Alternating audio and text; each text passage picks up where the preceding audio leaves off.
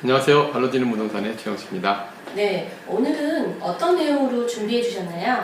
네, 이번 주부터 좀 기획을 하나 한 게 있는데요.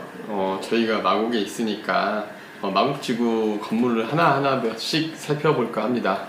그 중에 첫 번째로 저희 발로 뛰는 부동산 입점에 있는 양천 향교역의 보타닉 파크 플라자에 대해서 한번 얘기해 볼까 합니다. 네, 보타닉 파크 플라자는 어떤 특징을 가지고 있고 발로 뛰는 부동산이 입점하게 된 이유가 있을까요? 네, 보타닉 파크 플라자는 주차 타워입니다. 그러니까 일단 먼저 보타닉 파크 플라자 설명하기 전에 주차 타워라는 곳에 대한 설명을 좀 드려야 될 것 같아요. 마곡에는 I1부터 I7, 그러니까 주차 용지가 7개 용지가 있습니다. 역별로 다 권역별로 위치해 있고요. 주차 용지는 각 신도시 도시계획을 할 때 상업용지 그리고 업무용지 주변에 보통 주차장이 많이 부족할 걸로 예측을 해서 지정을 하는 경우들이 많이 있습니다. 일산 신도시, 분당 신도시 모두 주차용지들이 있는데요. 주차용지는 기본적으로 역세권에 위치해 있고 차량 동선이 되게 이제 많은 지역, 예상되는 지역, 그다음에 또 유동인구가 많을 지역의 한 중심지에 일반적으로 위치하는 게 특징입니다. 그래서 주차용지들이 입지들이 상가로서는 굉장히 유용한 경우들이 많은데요. 마곡지구도 마찬가지입니다. 마곡지구 7개 용지를 보면 양천 향교역에 저희 보타닉 파크 플라자, 그리고 발산역에 발산 파크 플라자가 있고 이화의료원 앞에 주차 용지가 또 있습니다. 그 다음에 마곡역에는 GMG 타워라는 주차 I8 용지가 있는데 여기는 이제 그 LG 사이언스 파크 바로 앞에 딱 한 가운데 동선상이 위치해 있고요. 그 다음에 마곡 나루역 쪽에는 주차 이제 동익 드미라벨이라는 상가가 있습니다. 그 건물 같은 경우도 이제 강서구청 바로 앞에, 그리고 특별계획구 바로 옆에 위치해서 입지가 굉장히 좋은 편에 속한다고 볼 수가 있는데요. 이런 용지들 특징들이 위치가 좋은 곳에 있는 장점이 있는데, 주차타워는 전체 연면적의 30%를 근린생활시설로, 70%를 주차장으로서 이제 배치를 하는데요.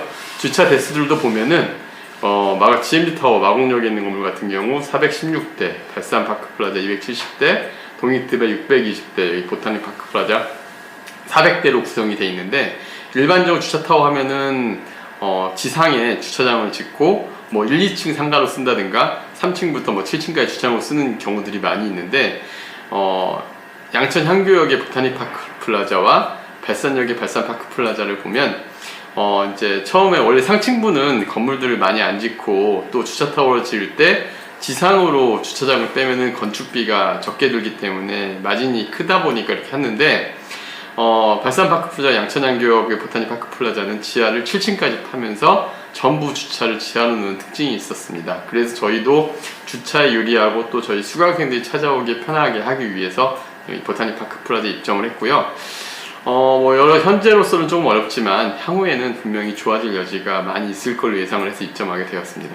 네, 보타닉 파크 플라자를 들어보니 입주가 2년이 지났는데도 불구하고 공실이 좀 많은데요.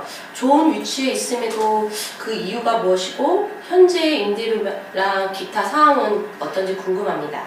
네, 보타닉 파크 플라자는 사실 원래 계획대로 진행이 되었다 한다면은 상당히 괜찮은 입지에 있고 또 임대 여부도 아주 훌륭하게 잘 갖춰져 있을 거라 생각이 듭니다.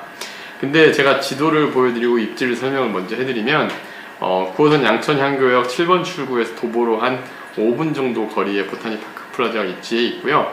보타닉 파크 플라자 앞 뒤로 보면은 연구 15, 18용지가 있습니다. 그리고 이랜드와 SOL 같은 대기업이 주변에 있는데요. 안타까운 건 연구 15, 18용지가 서울시에서 자체적으로 진행하는 지식산업센터가 들어올 예정입니다. 그리고 연구 18용지도 얼마 전에 이제 입찰을 통해서 진행이 되는데, 원래는 이 연구 15용지와 D18용지, 18용지가 먼저 입점을 하고 보타닉 파크 플라자가 들어올 계획이었어요. 원래대로 한다면. 그런데 이 서울시에서 사업이 진행이 늦어지면서 보타닉 파크 플라자 먼저 입점을 한 상태에서 앞뒤로 빈 땅인 상태로 아직까지 방치되어 있는 상황입니다.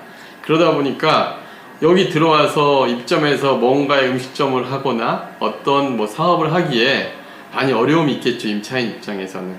임대인들, 투자자들은 시간을 벌 수 있지만 임차인들, 장사를 하시는 분들은 한두 달, 세네 달 장사하면 안 되더라도 굉장히 큰 타격을 받게 됩니다. 그러다 보니까 현재로서는 임차인과 임대인 간의 괴리가 있는 상황이다 보니까 이 임대가 잘 안 맞춰지고 있습니다.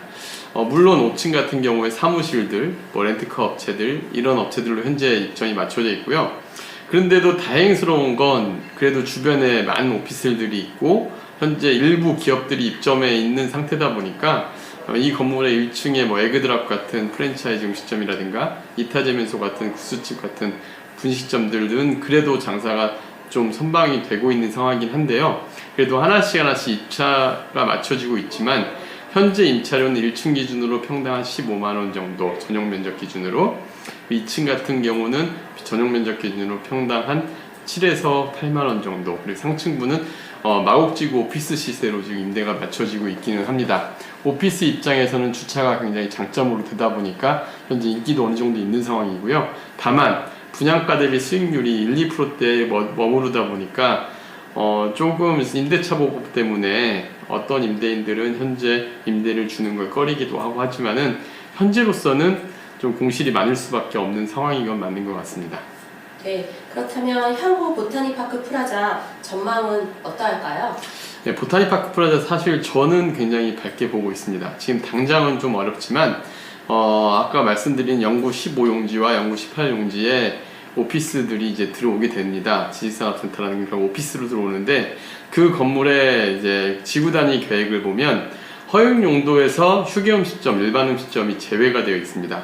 즉 상당히 많은 인구의 건물, 굉장히 웅장한 규모의 사무실들이 들어오는데 여의도의 굉장히 큰 건물들하고 비슷할 정도의 이제 건물이 들어온다고 보시면 되거든요. 그런데 1층에 음식점이나 휴게음식점, 카페 같은 이러한 음식점들이 못 들어온다 한다면 사실 보타니파크 전체가 다 음식점으로 채워져도 충분히 그 매력이 있다라고 생각을 합니다. 게다가 주차타워라는 장점까지 생각한다면 그렇지만 어쨌든 그럼에도 불구하고 이게 아직 이루어지지 않고 있다 보니까 현재로서 어려움을 겪고 있는데요. 뭐 임대인들, 임차인들 입장에서 현재로서 이 괴리감을 어떻게 극복하냐가 관건일 것 같은데 임대인들의 성향이나 이런 분들에 따라서는 다르겠지만 현재로서는 오피스 수준 정도 생각하시는 게 맞을 것 같은데요. 향후 한 3, 4년 이내에는 굉장히 좋아질 요소가 많이 있다고 생각합니다. 네, 오늘 영상도 감사했습니다. 네, 감사합니다.